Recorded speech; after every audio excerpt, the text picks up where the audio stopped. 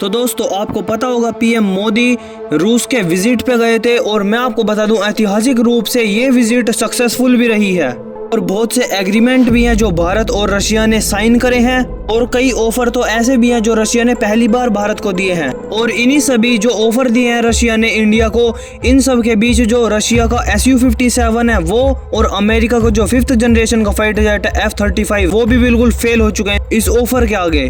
और ये ऑफर है रशिया के नए नवेले Su-75 फाइटर जेट का और ये रशिया का एक Su-57 से भी ज्यादा एडवांस और स्टेल्थ फाइटर जेट है ये Su-75। ये ऑफर इतना ज्यादा शानदार है कि जो भारत अपना M का लड़ाकू विमान बना रहा है 5th जनरेशन का, उसको भी नुकसान नहीं पड़ेगा। ये इतना अच्छा ऑफर है। तो इस ऑफर को जानने से पहले अगर आपने सब्सक्राइब नहीं करा तो आप सब्सक्राइब कर लो, क्योंकि ज्यादा लोग हमारी वीडियो देखते हैं पहले, लेकिन उन्होंने सब्सक्राइब नहीं कर रखा।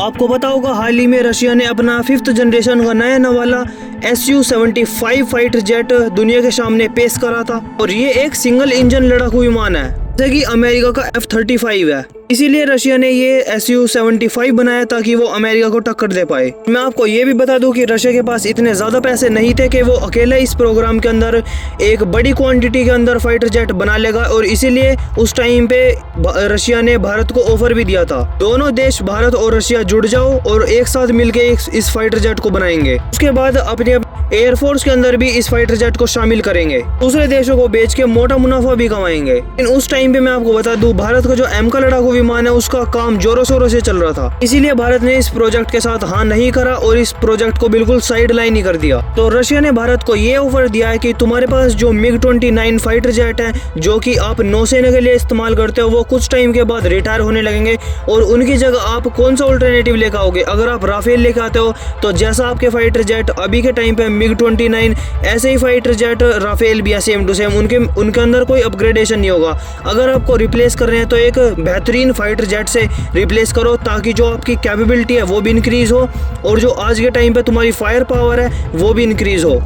और यहीं पे आता है रशिया का ये Su-75 फाइटर जेट, क्योंकि ये रशिया ने बताया कि ये राफेल से ज़्यादा एडवांस है। अगर आप इन सभी MiG-29 फाइटर जेट को रिप्लेस नहीं करते हो तो जैसे आपके आज के टाइम पे MiG-21 fighter jet flying coffin का नाम है, ऐसा ही MiG-29 का भी हो जाएगा, क्योंकि उसके अंदर एक्सीडेंट बहुत ज्यादा बढ़ जाएंगे। रशिया के इस फाइटर जेट को लेने के बाद भारतीय नौसेना भी एलीट नौसेना में आ जाएगी जैसे कि अमेरिका और UK की है, क्योंकि वो अपनी नौसेना के अंदर 5th जनरेशन के फाइटर जेट यूज करते हैं। और मैं आपको बता दूं चाइना भी अब तो फाइटर जेट 5th जनरेशन वाले यूज करने लगा है। रशिया का कहना ये है कि अमेरिका के बाद दूसरे हम दोनों देश बनेंगे, रशिया और इंडिया, जिसके पास बहुत ही ज्यादा क्वांटिटी में ये स्टेल्थ फाइटर जेट होंगे उनकी नौसेना के पास। सबसे बड़ी बात इस ऑफर की ये है कि ये अनबीटेबल ऑफर है। ये मैं इसलिए कह रहा हूँ क्योंकि स्टार्टिंग के टाइम पे भारत को सिर्फ कम अमाउंट ही पे करनी होगी रशिया को इस प्रोग्राम के अंदर शामिल होने के लिए। जब रशिया और इंडिया इस फाइटर जेट को बनाएंगे तो उस टाइम पे बहुत ही कम कीमत